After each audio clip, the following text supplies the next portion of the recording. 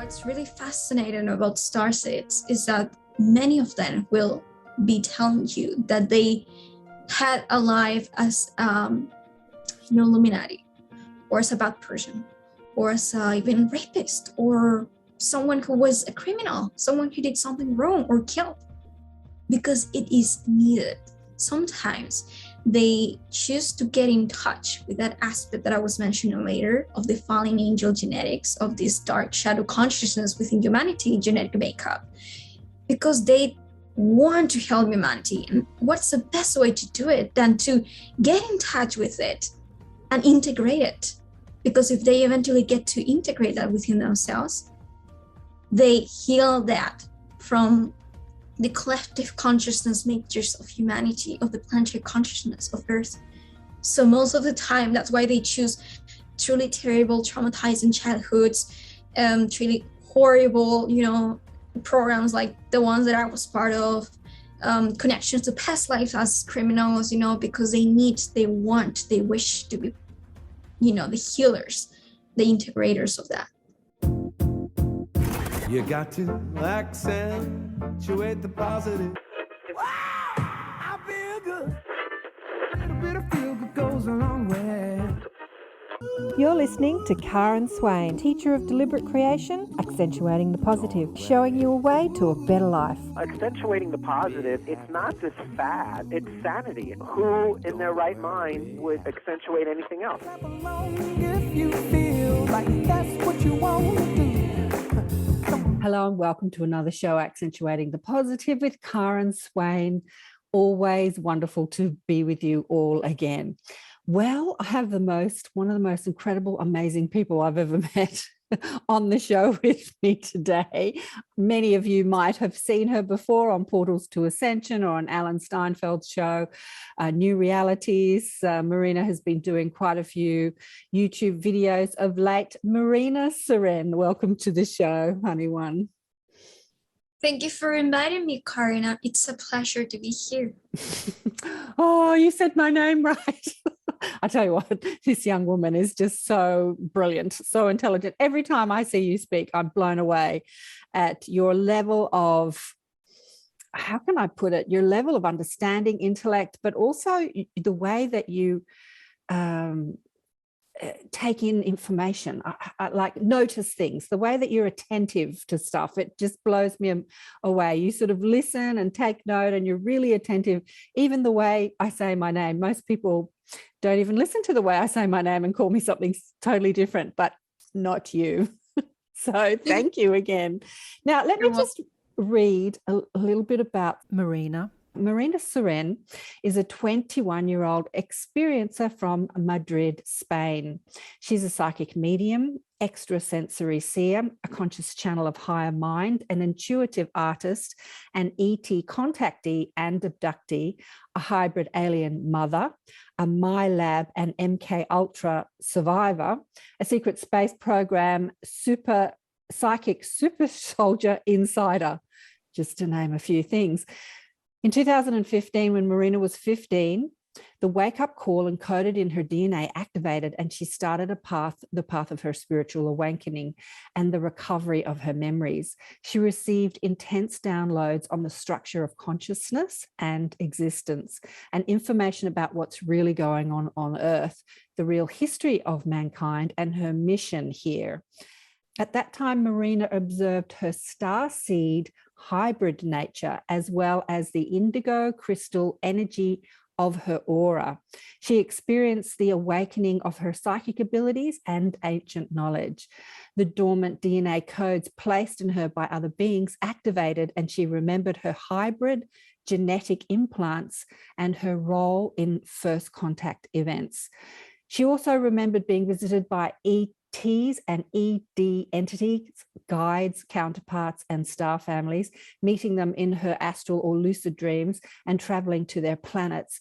This evoked memories of some of her ET and Earth past lives. Marina says, I would be taught in spacecraft school about psychic abilities and metaphysics, as well as receiving spiritual guidance. I started to experience consciously my contribution to the ET hybrid programs after an intense sexual encounter with my Palladian counterpart and meeting my alien hybrid children on ships. Parallelly, memories of her experience with the MyLab and other kinds of dark entities also came to light. She experienced military harassment, gang stalking, and covert abductions by MyLab. She battled a spiritual fight until her liberation, which would come with her dark night of the soul and awakening of her consciousness. She also says, I would recall my experiences in the secret space program and my super soldier training, as well as the trauma-based mind control that I was put under for the goal of eventually using me as their asset after months of psychic training and programming. Wow. Today, Marina is sharing her experiences to help others understand and to reveal the ET presence on Earth for a move towards disclosure. She is working on many educational programs, teaching spiritual wisdom, metaphysical knowledge, and info about first contact. Marina is also an artist and musician, channeling higher codes and frequencies from the higher realms of existence. And her website is Marina Seren, spelled SEREN.com. It's a bit of a mouthful. You've been through a lot. Let's talk about your awakening at 15, because I remember hearing you say on Alan's show on New Realities that you said to your parents when you were about 5 that you were from another planet, right? Yes, I did. I did. Do you want to talk about that? When I was 15 years old, I started to research about physics, because that's when I decided that I was most sure that I wanted to be a physicist. That's the career that I wanted to choose for myself and my mission, let's say. But I wasn't aware of my nature yet. I forgot all this, let's say, the connections that I have since I was a child. So I remember that when I found myself really interested in the idea of finding a theory of everything, like a unified theory of existence, And when I was actually researching about it, when I was meditating on it, I said, cool, we know all this information about, particles and electromagnetic waves and everything, subatomic level, all these things, all this information about the structure of existence, and we were these beings here placed on a planet and living our lives and everything. But who are we? I mean, there has to be more to this, not just like a mathematical, let's say, physical scenario or matrix. There's an element that is missing, and that's when I said consciousness. That's also part of physics. That's what creates, the material world. It's where it projects everything. So that's when I started to remember all this information about our multidimensional nature and the actual mechanics of the universe of consciousness, how everything really gets to manifest itself, how we create our reality. And of course, with that came all this rest of the information, like about the extraterrestrial consciousness, the situation in Earth, what's going on right now, what's our real history, and all these concepts. I'd love to hear more, and I'm sure my audience would too, about the real history. You say what's really going on Earth and the real history of mankind. What were you shown, or what did you remember? Well, first of all, of course, that we're hybrids, that we didn't evolve from a monkey or from a primate, but we were rather hybridized with alien genetics. And the reason why it's because these beings, these advanced species, they were in the search for gold, material resources for their planet, because they are destroying their ecosystem. So they knew that gold was monatomic gold, was really useful to repair the ozone layers, of the atmosphere. their atmosphere. So basically they were, and also because gold is one of really important elements of their technology. They have a lot of technology that is based on this element, because they know the good side of it, like the good effects on it on physics and magnetic field, superconductivity, etc.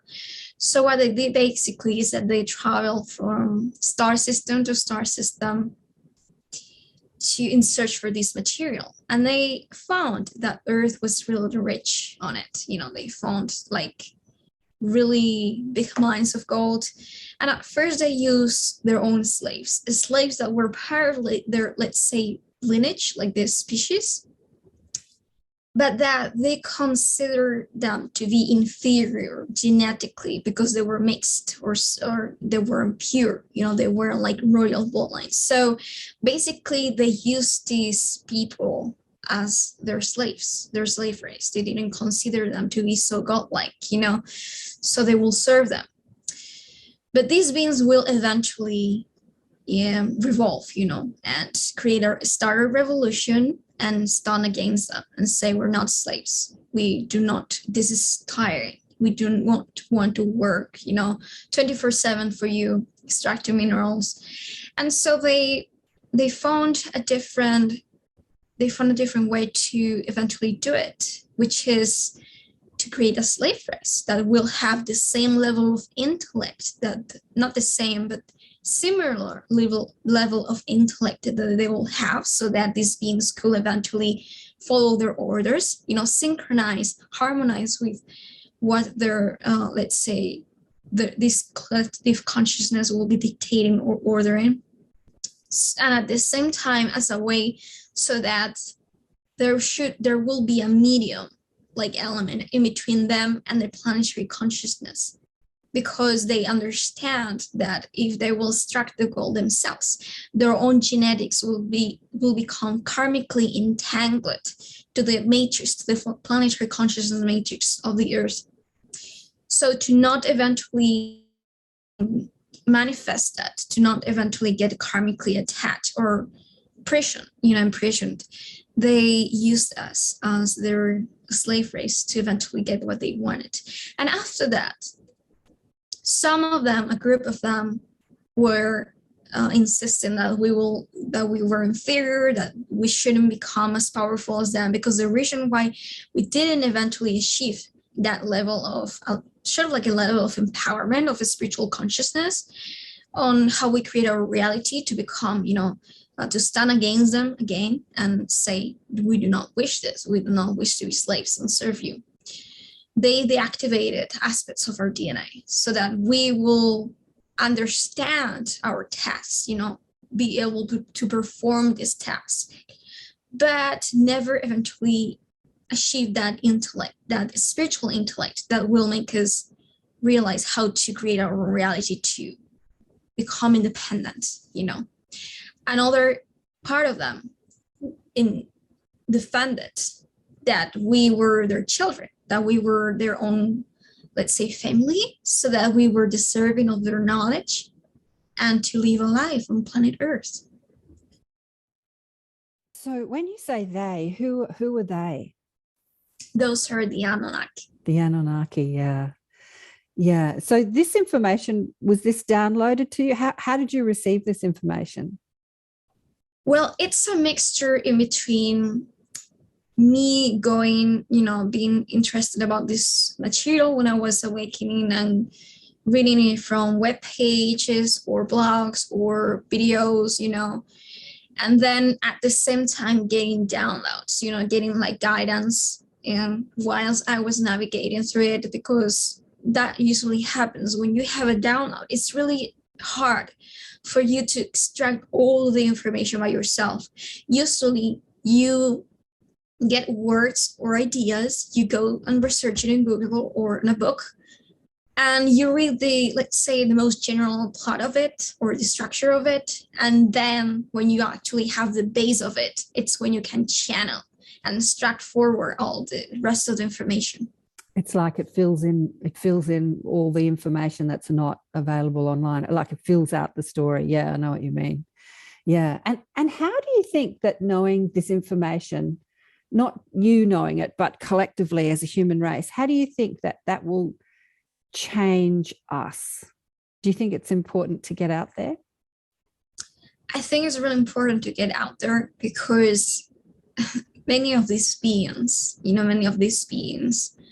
have they're self-entitled as the owners of Earth and humanity, and some of them will ever be, they will, let's say, perpetuate this belief, forever, for eternity, as long as they can, that they own Earth and humanity, and that they can decide what happens on Earth, what happens with us, what is our next step, and to maintain us, to use the spiritual manipulation to maintain us like not fully aware of the mechanisms of reality and consciousness, so that we should have like go forward, but in a way that we never shut down, that, let's say, connection, that that relationship between slave and master race, controlling us. Because there are many groups, some which are obviously negative, who show themselves to be obviously negative, the Anunnaki reptilian hybrids, who are, doing harm directly without hiding. The ones who claim that they want to help, but they're not. They still insist, they hide that they still want to, let's say, control us a little bit so that they get benefited from us. And the ones who are helping us, like fully, without any hidden agenda. So there are many groups. There's a lot of fight, of conflict, of lineages, of spiritual lineages, ET races, and I think it's really important because we need to we're now in a rebellious phase of becoming like adolescent, like teenagers, so that we eventually in the future can become adults, like responsible, self-responsible species. Yeah. Up until 2021, this information would have sounded like pure fantasy, but we're actually seeing it playing out on planet Earth right now, right? So the pure fantasy can start to feel a bit more like unseen mysteries of planet Earth. Yeah, it's interesting that you say that we could be controlled because of this one component that you saw missing when you were researching science and physics, and that's the consciousness component that we are expanding in humanity at the moment. What did you see as your role? Because you said that you've seen yourself here before, obviously having lines on in other dimensions and other planets, but you've experienced the Earth experience before. How many past lives have you had on Earth? Well, as time is really not linear. Yeah, I know. On information. So, for example, sorry, say that again. Depends on what matters the most, what's most relevant for you right now in this incarnation. Yeah. So, for example, I could say that I came from the future, that I came from but I could also say that I come from the past, and I'm actually aware of two past lives. One past life and one future life, and I'm in between. Informing myself of both of them, and both are serving me in a way. But it really depends. I could have more lifetimes that I perceive on Earth, but I don't have that connection like integrated in my beingness, or like consciously downloading information right now, but rather as I'm doing it with star system incarnations, because I am like, this incarnation is more about the star seed, let's say, nature. So, for example, in a past life, I could have been considered an Earth seed by being more connected to incarnations on the Earth. But in this lifetime, I choose that the biggest amount of, like, the majority of the incarnations that I'm connecting to of parallel lifetimes are placed outside of this star system, but rather on other, even densities, even planes of consciousness, for the matter of what's needed right now. Yeah. So you're aware of, it's kind of like on a need to know basis. You're aware of what you need to know that's helping you who you are in this moment and what you're sharing and delivering in this moment. And maybe if you need to know something else at a later time, then you'll be aware of that. So it's kind of like on a need to know basis, right? Yeah, of course, like that. Yeah. So you're saying that you're more aware of your lineage in star systems because maybe that's the information or the knowledge that you're bringing to Earth. Would that be right? It is right. It is right. It's like whatever information that you have received, it's because it's relevant, it's needed for you to know. Otherwise, you wouldn't be able to access it because you only know what you need to know, let's say. Yeah. So do you know what other systems you've been a part of? Yeah, really I've been a part of, like anyone, part of all the ones that we're really aware, because we're hybrid beings, which means that our genetic makeup contain more than 20 races, about 22 approximately. This means that if you're incarnating here and you're expressing that, let's say, heritage in a physical format, as a human being, it's not just like, it doesn't mean that you have this genetic connection right here and now because you chose to incarnate as a human. As you're a multidimensional being, and as above, so below, these genetic aspects, you also can contain them on a metaphysical level on your soul DNA.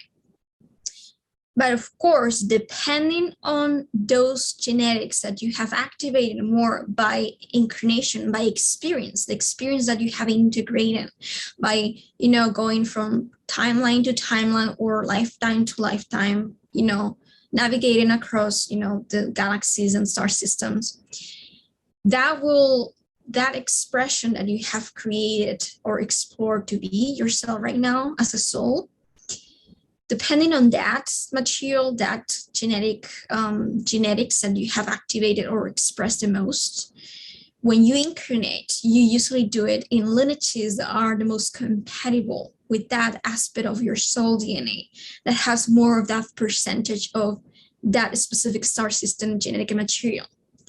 So it all depends on your integrated experience along your exploration of the galaxies and the cosmos, Okay, that was brilliant. Let me just unpack that a little bit. So you're going to express in your DNA, in your physical and spiritual DNA, your galactic lineage, depending on what you're doing here, what your intention and desire is to do on Earth. Is that what you're saying? Sort of. I mostly was referring to the idea of integrated experience.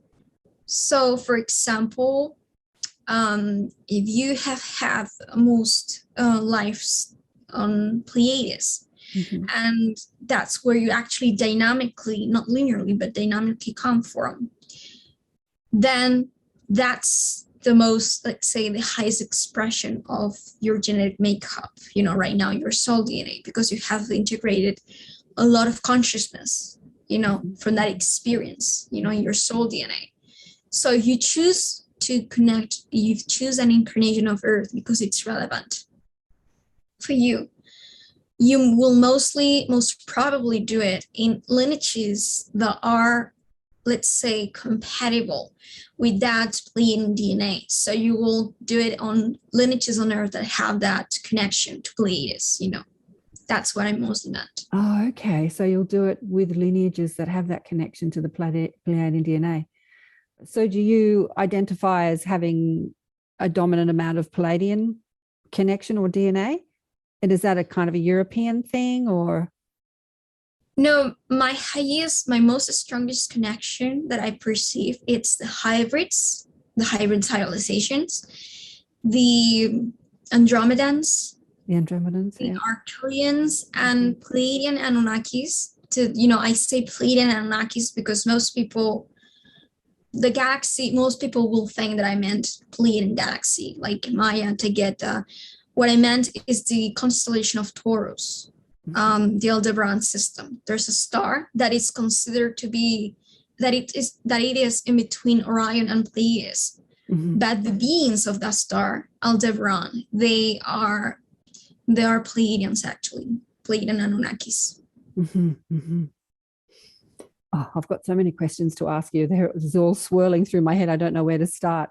Okay. So you say that we're all hybrid beings in that our physical structure are hybridized. In order to evolve the human race, they intermixed the galactic or alien or ET DNA with the human DNA, like they tinkered with our DNA, and they're still doing that now. How do you think, like you identify as a hybrid being, how do you think humanity is evolving now, and why are they still doing that? Well, because of that's matter, actually, it's a complex matter of lineages, of genetic lineages. There is a really specific angelic lineage that we received back in history, which is the Nephilim.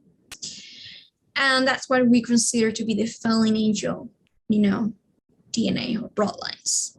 Well, that's really connected to Orion constellation because it's consciousness that it's really that its dynamics are pretty much implied to consciousness and duality. So because of this extreme level of plurality consciousness expressed there is a lot of shadow consciousness on that heritage, that has a lot of the negative actual components of our species, those shadow consciousness that are about tyranny, that are about separation, about hate or illusion of, being different, like everything that goes against what's divine, what's connected to Christ consciousness, basically. So that's why it's called fallen angel. So actually, there is like many timelines splitting now from Earth, because of the times that we are in, the shift of the pole shift. And that actually opens, like, let's say, like a quantum, like a portal to many different timelines, possibilities, probabilities for Earth to evolve, forward. So one of them was a negative version of us in the future, which we call the Great Timeline.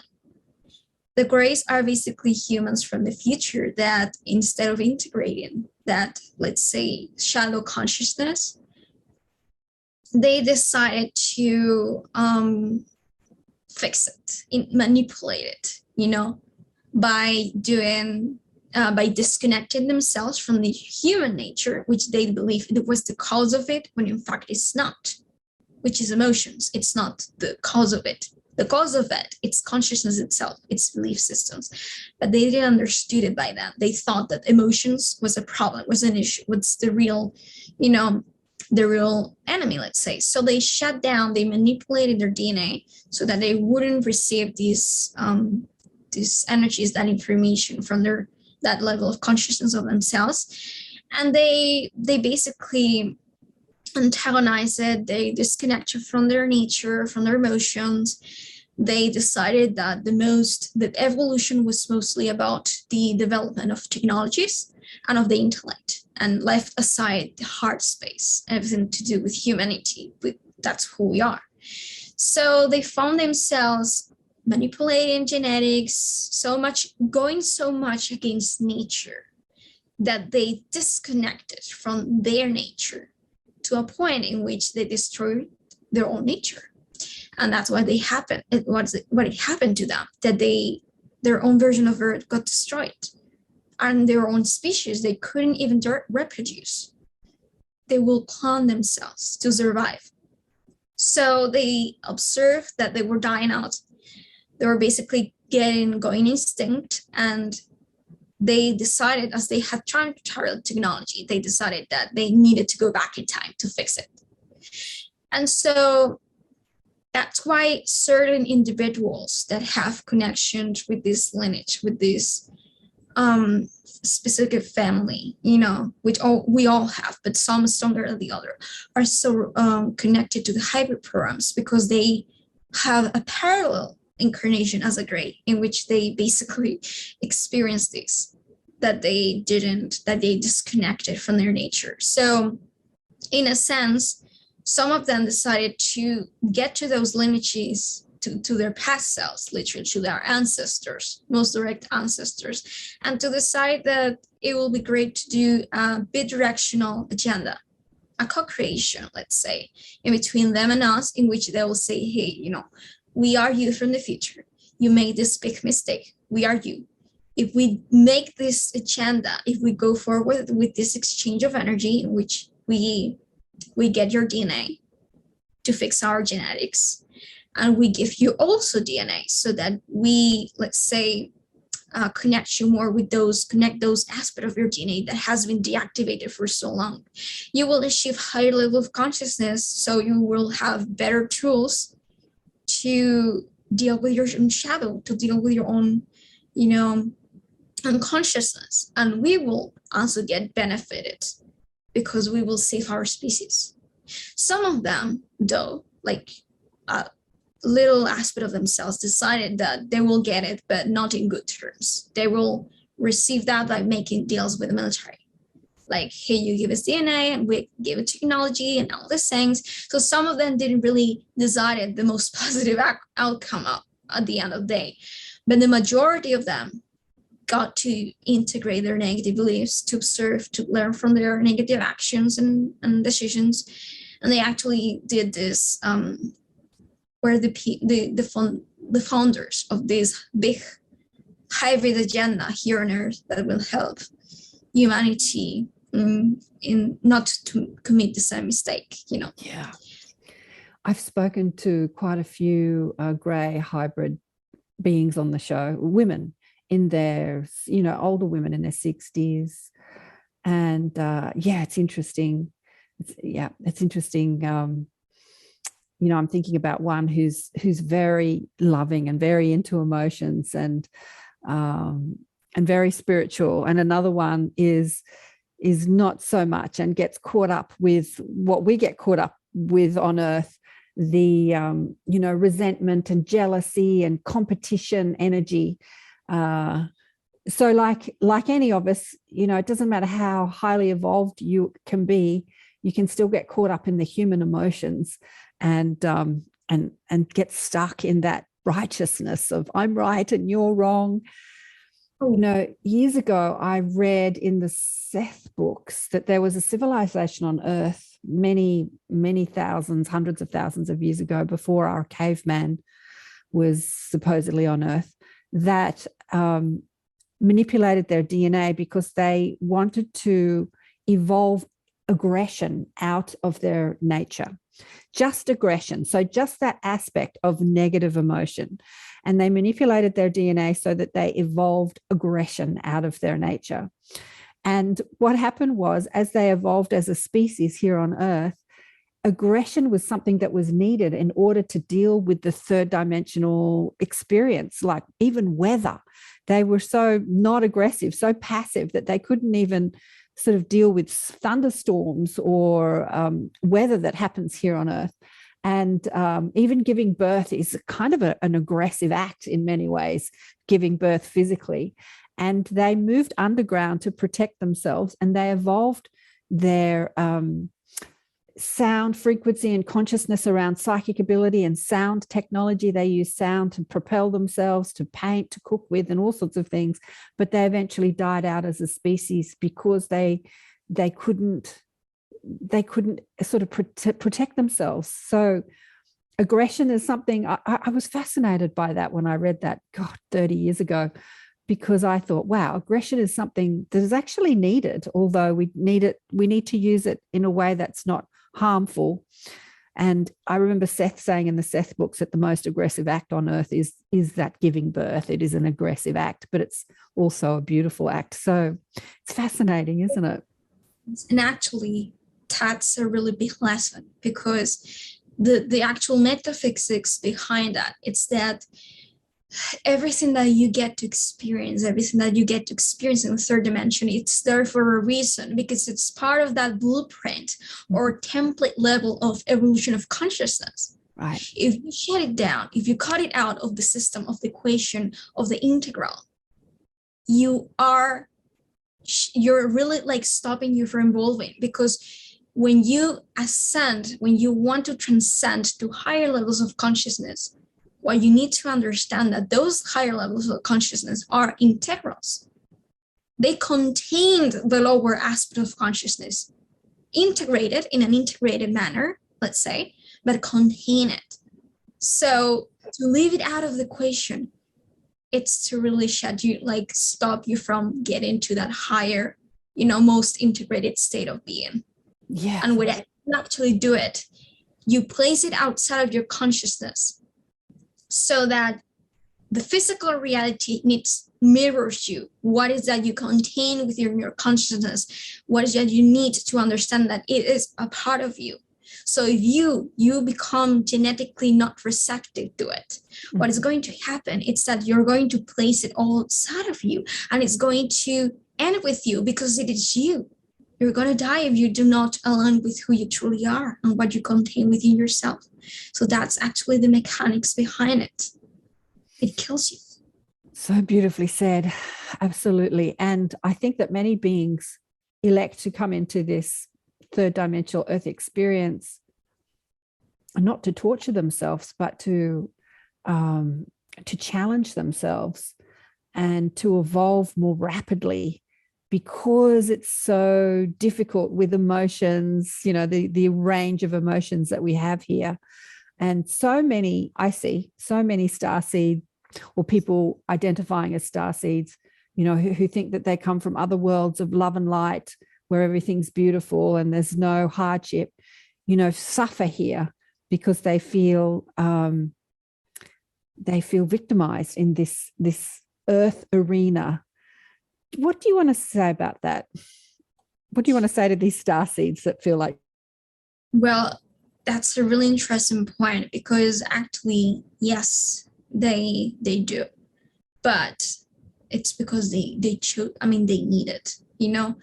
Actually, what's really fascinating about starseeds is that many of them will be telling you that they had a life as Illuminati, or as a bad person, or as even rapist, or someone who was a criminal, someone who did something wrong or killed, because it is needed. Sometimes they choose to get in touch with that aspect that I was mentioning later of the fallen angel genetics, of this dark shadow consciousness within humanity, genetic makeup, because they want to help humanity. And what's the best way to do it than to get in touch with it and integrate it? Because if they eventually get to integrate that within themselves, they heal that from the collective consciousness makers of humanity, of the planetary consciousness of Earth.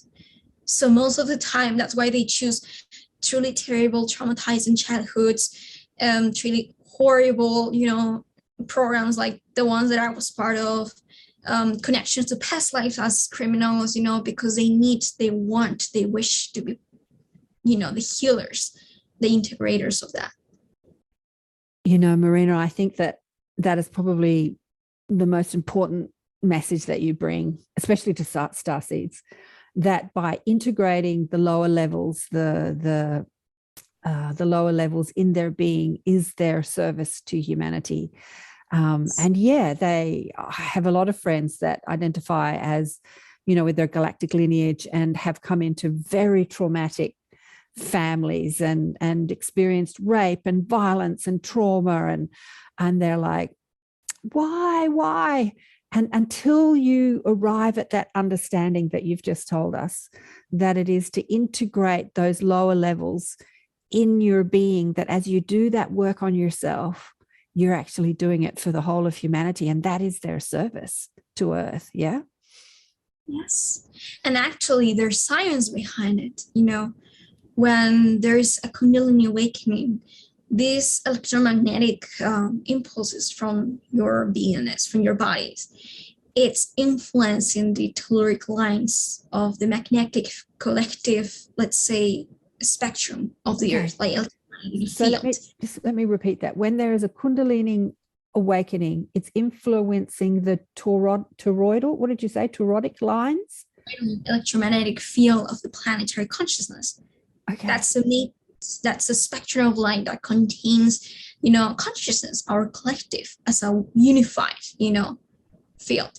So everything you do within your own self, with your consciousness, you're informing it to all of it, to the whole planet. Right. No matter, yeah. What you're doing with your personal consciousness is informing the electromagnetic field for the whole planet. Yeah, because we're all connected, we're all one. So what you do with your thoughts and feelings is informing the whole electromagnetic field of the planet, of the cosmos, actually. And at the same time, it's actually also bidirectional. That field, that unified field, which we can call the planet Earth itself as the one unified consciousness, or Mother Gaia, or the collective of Earth, of us humans, is actually also through itself informing our own electromagnetic field. So sometimes we receive information from it, and that's why we find ourselves more, let's say, guided to go one way or another, or to have to explore an emotion or a specific topic or information or idea about ourselves. We're also translating the Earth, the Earth consciousness, its own evolution. So we're informing the grid, and the grid is informing us. Yes. So it's this symbiotic relationship. I heard you say on Alan's show on New Realities, I think it was, when I was there talking with you, that your MyLab experiences was your initiation into third dimensional density. Do you want to talk about that, which I thought was amazing? So you weren't traumatized by it, or you weren't traumatized by the memories of it. Maybe you were traumatized at the time it was happening, but you weren't traumatized by the memories. You saw it as an initiation into integrating that density, as you were talking about. Do you want to expand on that? Yes, sure. Well, the MyLab experiences was mostly about performing a DART practice known as MK Ultra, which is the shattering of one's consciousness into different personality alters, so that it's manageable, units, controllable. So you can control different, personality structures within the being, the consciousness of the being, and use it for different techniques. And it's all based on trauma. Trauma is the element that it's placed in between all of those things, in the middle of all those things, those aspects of yourself, to maintain them separated, disintegrated from yourself. So basically, consciousness is a fractal structure, a geometrical fractal structure. So when you place that element and shatter it, those elements become disintegrated. So you can contain different personalities in different vessels, because they can use actually that. They can clone your vessel and make it so that the personality, the neurological structure of that vessel will channel a specific personality structure, alter, let's say, and put it working in the moon or in different places.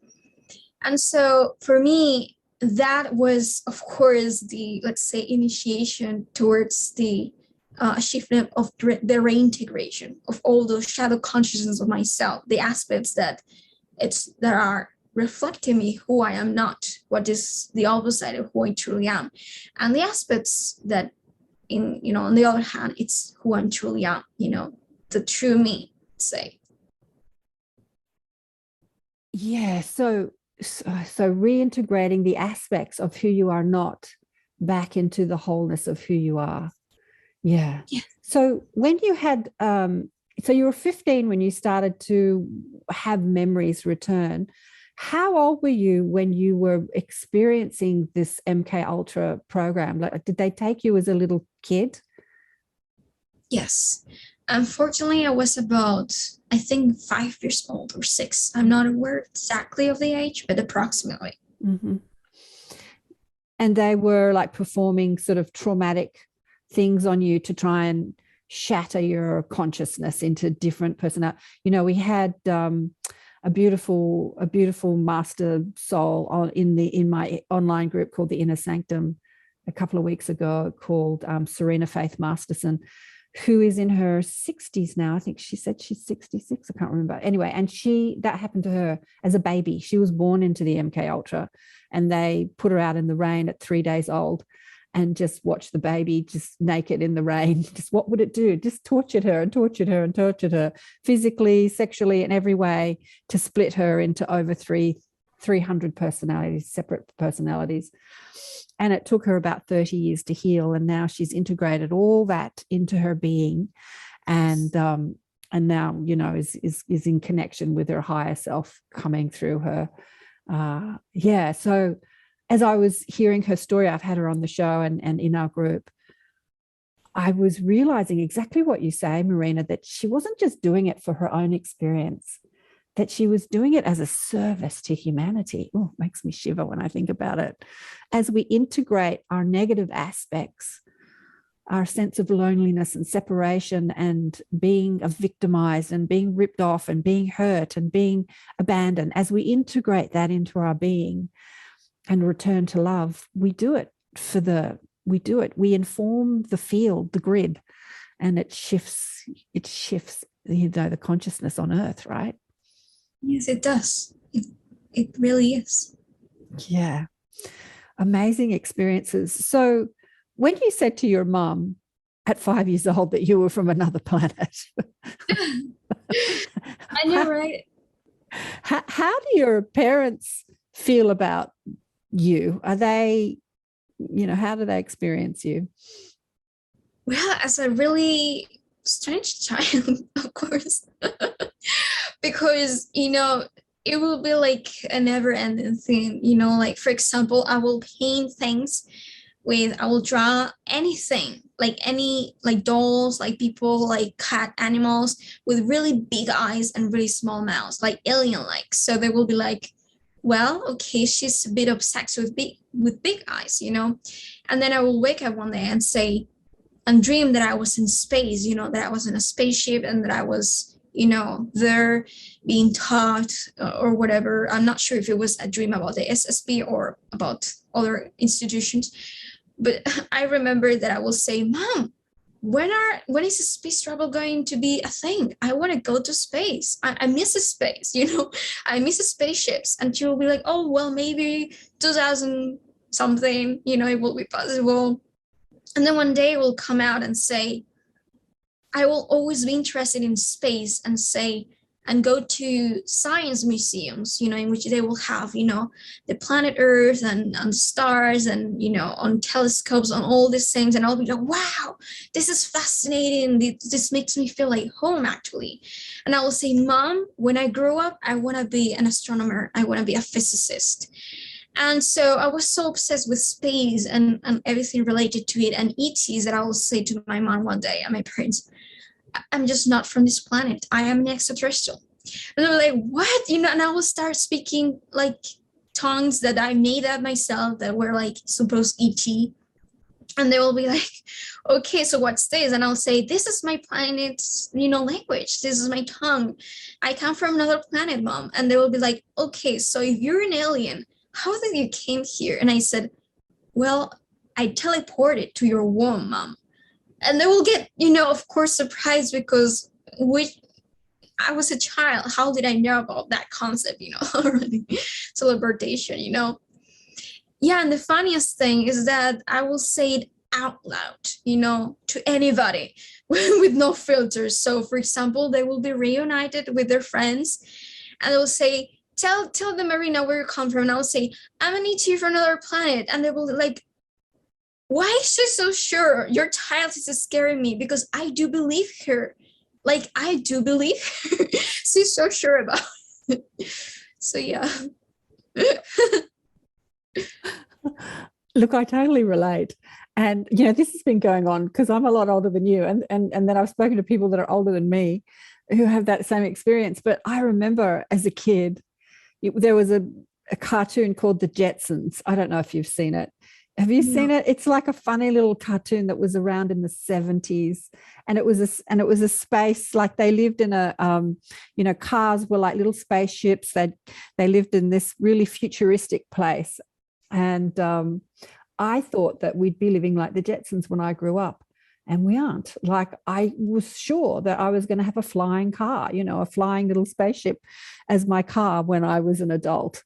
And I remember, I don't think about cars much, but my old car had died and I needed to buy a new car. And I remember thinking about for a long time about buying a car. And it dawned on me that technology, so this is about 10 years ago, that technology had evolved so vastly and yet cars hadn't.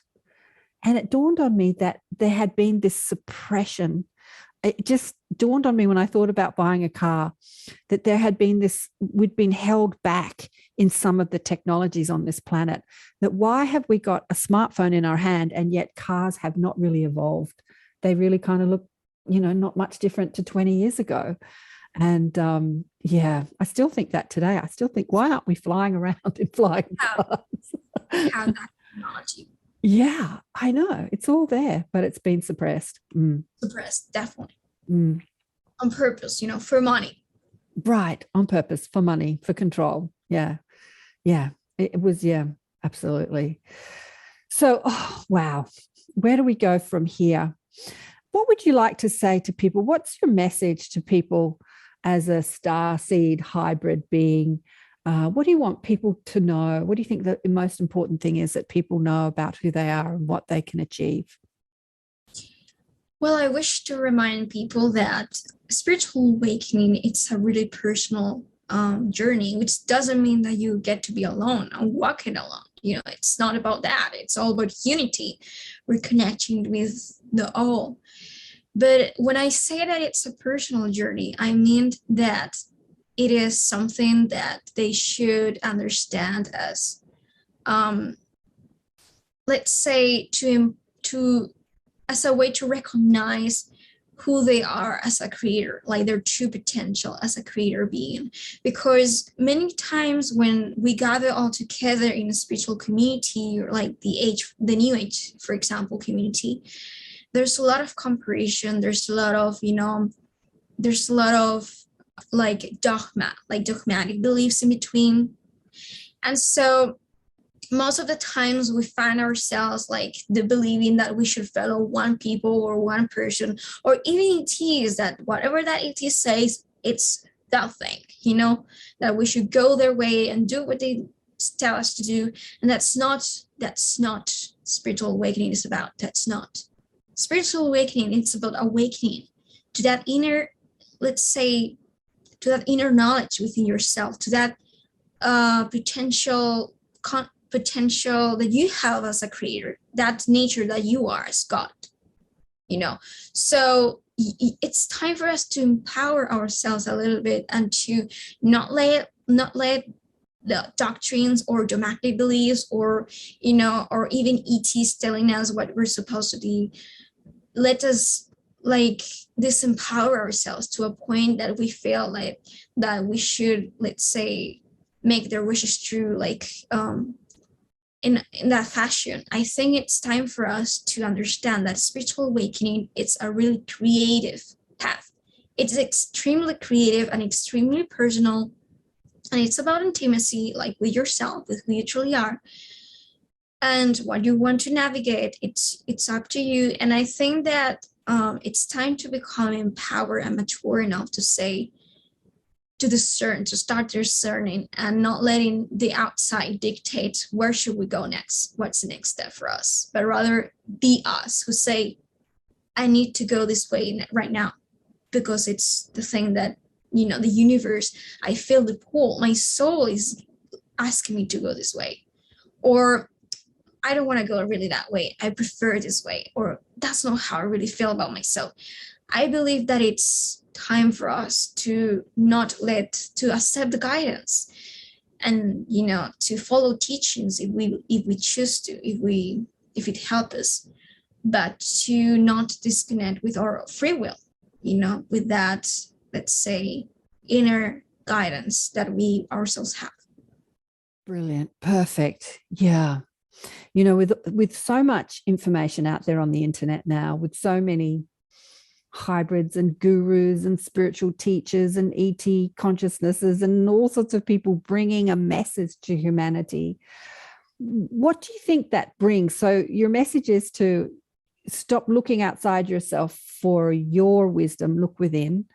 But how do we navigate that with all these messages that are coming at us through our internet? You know, I'm putting someone on the show once or twice a week with some message. Hopefully it's that same message, go within, go within, go within. But how do you think people should navigate that? Actually, it is fine to listen to others' messages because it's another aspect of you. They are you from another perspective, you know. So it's really much your higher mind giving you guidance too. But the point is that there's many ways to go forward in your path of evolution of spiritual awakening. There is just no one defined path because we're actually there. We're actually great, powerful gods, you know, in the highest of the highest dimensions. We are there already. It's all about the path. It's about how we want to enjoy it, to walk ahead. So it is a creative process. It is creative. We should be able to let go of that pressure of saying, well, this teacher said that I should not do this. This teacher said the other thing, this teaching, but I wish to do it. And I feel like this. And we should, if it is not resonating with us at the moment, we should just let it go, thank it, and say, yeah, thank you, but no, thank you.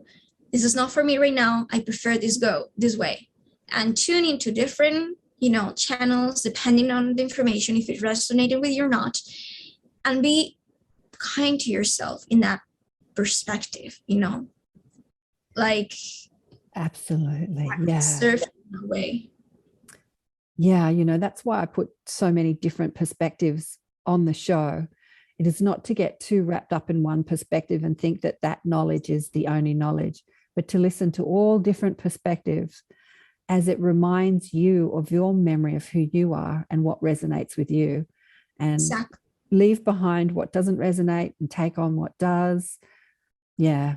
Yeah. It was interesting. I had a Buddhist monk on the show recently who is very entrenched in one perspective, and much of what he teaches, or he says he doesn't teach, but much of what the lineage, the knowledge that he is displaying teaches is very different to spiritual understanding. Like, there's no God, there's no reincarnation. When we're dead, nothing happens after we die.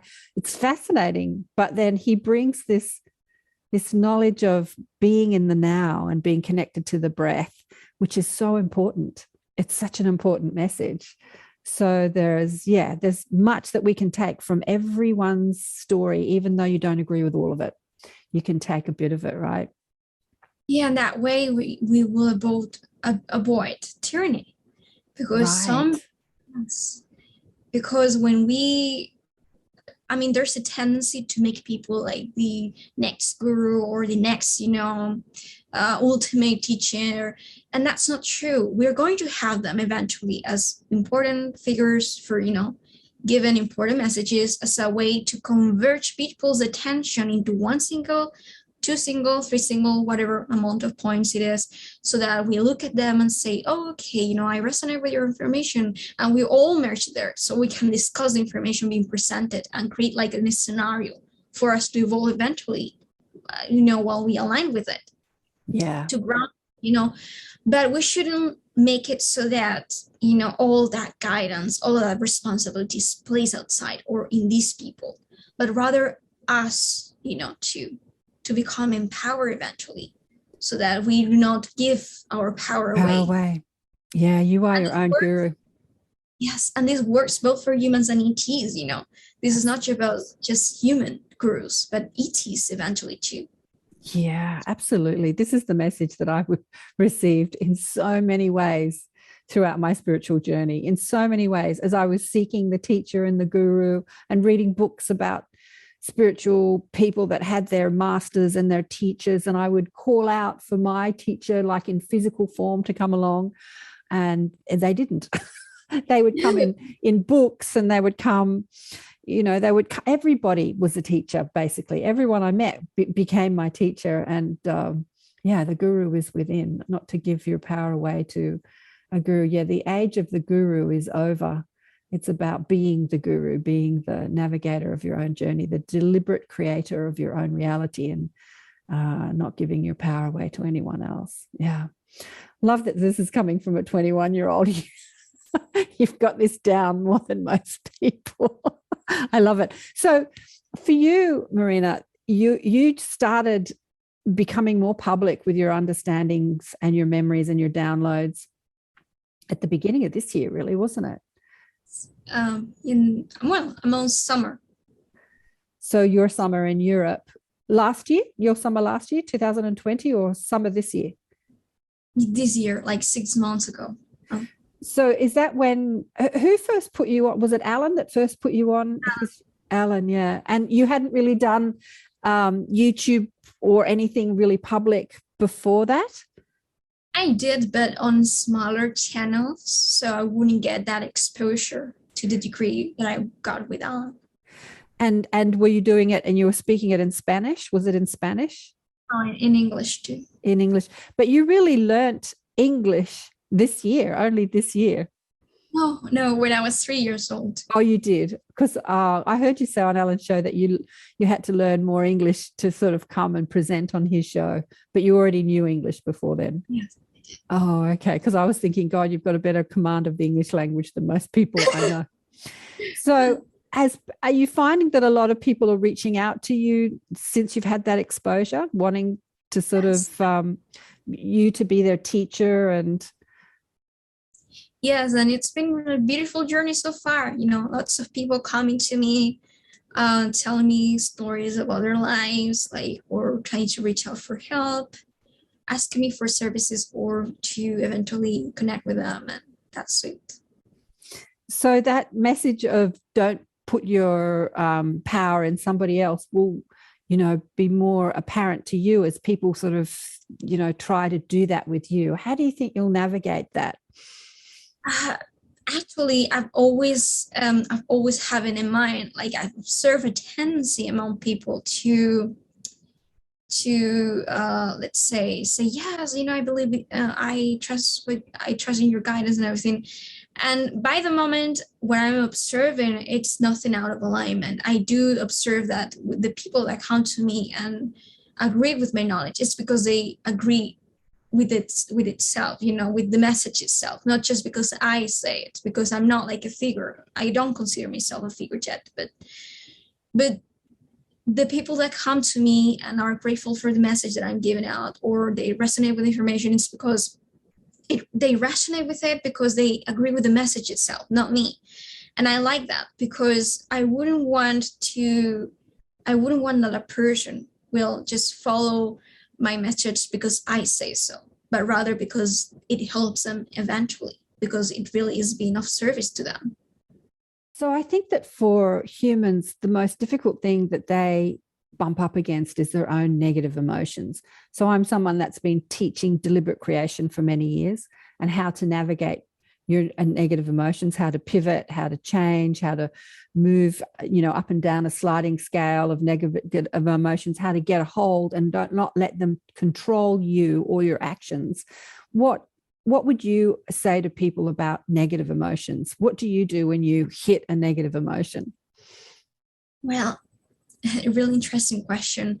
I actually have, of course, as everyone, more trouble with some than others. For example, I have a better experience with feminine, non-divine feminine emotions, such as sadness, depression, etc., that are more like self-destructive, than the ones that are destructive to the outside, directed to other people, like masculine dominant, non-divine masculine energies, such as anger, And eventually it's because, for example, to me, when I'm feeling sad, when I'm feeling depressed, I don't have any issue with it, because it's as easy as just crying. When I cry, even if I have to cry a lot, I feel liberated. I feel empowered. I feel like I clean out of those frequency patterns out of my body, and that gets reflected also in the higher aspects of my bodies, of my astral bodies. So it's really easy for me. Like sadness is one of the easiest emotions ever. So I have no problem with that. But with anger, I had more trouble because, for example, not so much about myself because I'm not an angry person in general. I have character sometimes when I need to empower myself because I need to set boundaries. And I'm an indigo originally. So indigos tend to like use a lot of that emotion to empower themselves whenever they are in experiences, I mean, circumstances in which they feel oppressed, you know. I use it to set boundaries and say, hey, you know, you cannot do this. This is not fine. You're not respecting my space. But the problem is not so much me being angry. The problem is me dealing with people who gets angry at me. You know, I find it easy at the same time to feel, let's say, empathic or compassionate to when people are sad. I feel instant compassion because it's so sad. But when people are angry at me, I cannot connect so much with empathy or compassion as far as with the other one, because my consciousness or my brain perceives it as an attack towards me. So it defends itself. So that's the emotion that I had the most trouble with. My learning has to realize that even if it's a destructive emotion and it feels like they're trying to suppress me, to attack me, I should consider that there is another layers, you know, behind it, that there's something more depth to it, than they really do not wish to destruct me, but to destruct that aspect of themselves that is feeling disempowered, that they do not know how to deal with at the moment. So that's the tool that they use to, boom, to discharge all of that stress so that they can feel more relief. Yeah, absolutely. Absolutely. Anger is a huge relief when you've been feeling disempowered and depressed for a long time. That burst of anger is like a release. And it actually feels empowering at the moment that you're experiencing it. But other people, you know, get the barrage of that atomic bomb going off. It's like suppressed energy, and then it explodes. Did you come from, you know, the Europeans, the Spanish, they're sort of known to be very emotive, you know, very expressive. Is your family very expressive in their emotions? That's a funny comment, because yeah, I'm not my direct family, but I have an aunt, you know, that she's really much like that. But in a funny way, in a way that is really funny, you know. So yeah, it's a Spanish thing. Yes. It is a Spanish thing. When I watch Spanish movies on Netflix, you know, dubbed movies these days, they're all dubbed, so you don't have to read the subtitles, which is great. But when it's always wrapped around emotion. It's always the storyline is always about the emotion and the feelings and the Spaniards really get into the emotional stuff. Yeah. I have to admit that I am not resonating myself with that, because I find it too dramatic. I'm not a dramatic person on that matter. But it's funny. I love how it's actually a thing, you know, here. Do you have brothers and sisters? Yeah, I have an older sister. Is she like you, or? She's a little bit into this, like, you know, she's been introduced to this like some years ago, but she's more grounded than me. She's more interested in grounded, you know, lifestyle, like topics, you know, like going out with her friends, her work, her studies. But yeah, she's a little bit aware of it, but she's also a starseed. She is also. So can you discuss things like we've discussed today with her? Not really. Not really. Not really. No. Oh. I mean, I could share with her eventually. But she will sometimes joke like, yeah, you're such an alien, you're so strange. Yeah, your things. Yeah. Yeah. You know, that's my family. So I have many siblings from, you know, brothers and sisters from other mothers, but I have two brothers from my mother who are also galactic lineage, star seeds, whatever, but they did not wake up. They just did not wake up. And And my guide said to me that, we sent millions of starseeds are here on Earth and have been coming on Earth for, hundreds of years, ever increasing as we've reached this precipice point that we're going through now. And many of them, got kind of caught in the emotional matrix and the consciousness conditioning, get a good job, make money, buy a Mercedes-Benz, send your kids to private schools, or make money, invest in real estate, buy lots of real estate, increase your wealth. It's kind of this collective hypnosis. Yeah, many of them get stuck in that sort of matrix. I had the good luck to be a really ethereal, connected person. I never enjoyed being a body, being a physical vessel. I had to adapt to it. It took me years to adapt to it and get to eventually let go of that stress that caused me to be physical. So luckily, I never resonated with that desire to, focus on money, big houses, big cars, never like that. But another comment on that it's really interesting, it's that yes, it's true that many starseeds get caught on this emotional matrix and everything and the conditioning. But another thing to become aware of, to understand, it's that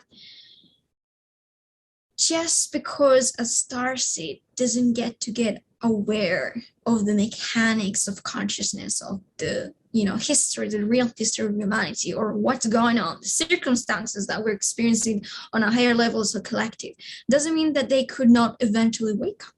Because spiritual awakening, nobody said that a spiritual awakening it's about following the collective narrative. Okay, we're doing it right now because we need it. We need people there. We need us, for example, to be there and do that job. But we have also thousands of starseeds that are actually waking up, but not in the way that we expect it to be, or have, theorized that it should look like. Spiritual awakening can be having a really great life connected to your spirit, and awakening to your divine nature, to Christ consciousness, but not necessarily integrating into your mentality, in your physical brain, all these concepts, all this information about, the bigger picture. The bigger picture, absolutely. My two brothers that are like this have both had heart conditions, both of them, because they've been in their heads and not in their hearts. But when they are in their hearts, the joy.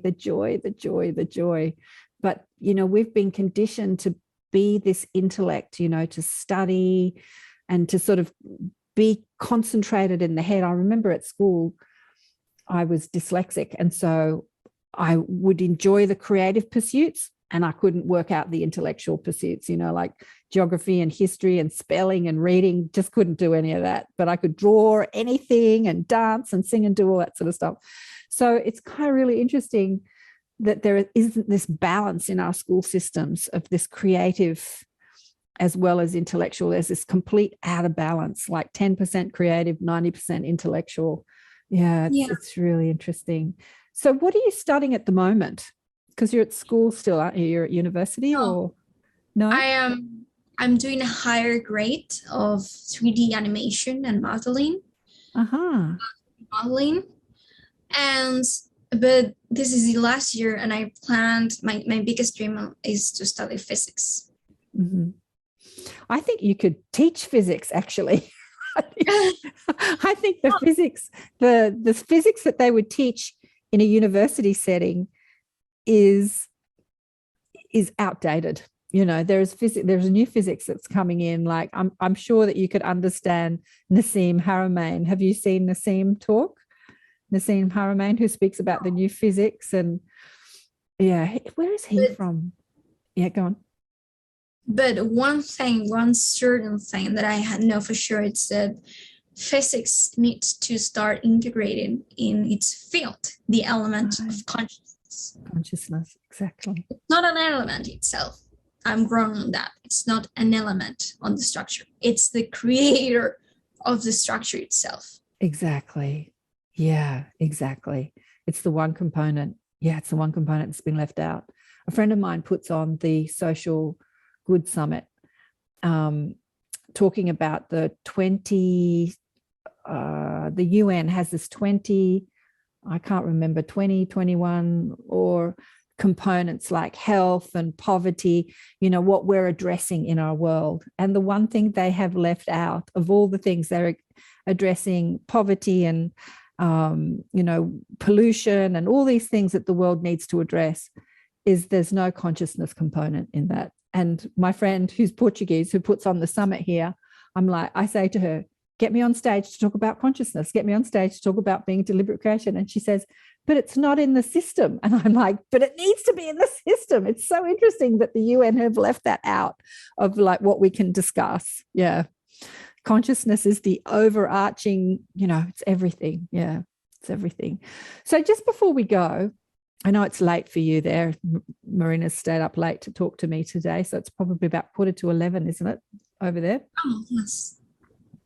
What do you want to say to people about what's happening currently on our planet with the rollouts of vaccine mandates, and what do you think is happening on planet Earth at the moment? Ooh, big question. Because of the experience that I have with the secret space program and with dark, shadow governments, institutions, I know for a fact that there has been negative or agenda intentions with all these, virus like lockdown. I mean, lockdowns, not so much.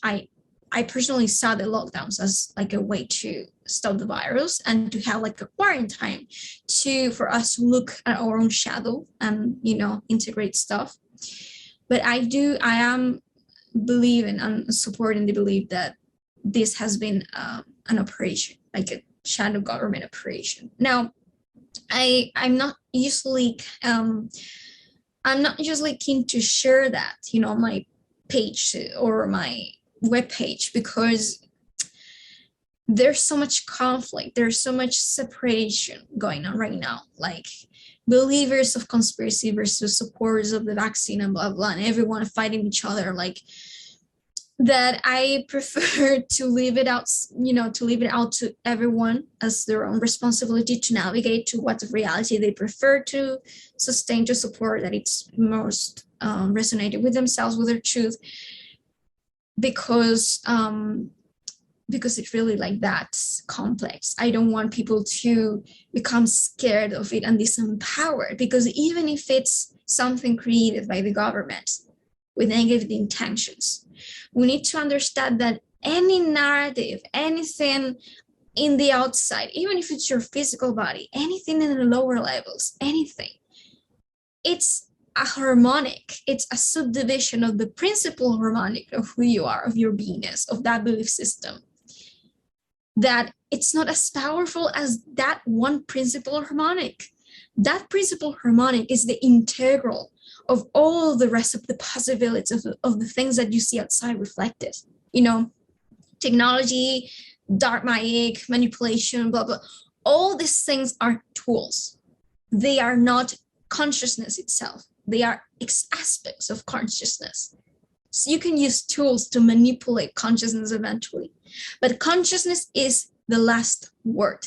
It dictates the rest of all, because the rest of all, any narrative, it's here.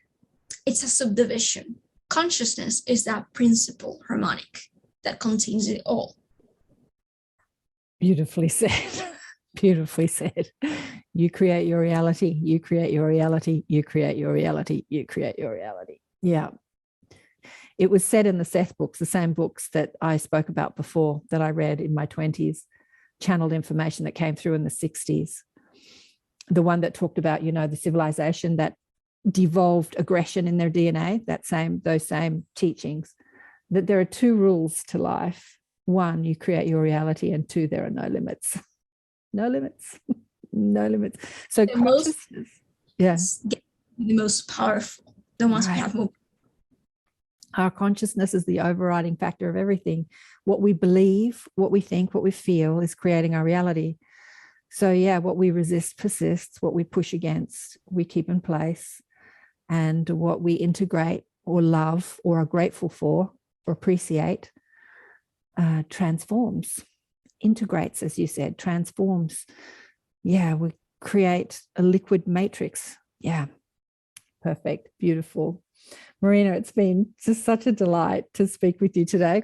There's so many more questions I could ask you. I'd love for you next year to maybe come and meet our little online tribe and do a bit of Q&A. Would you do that with us?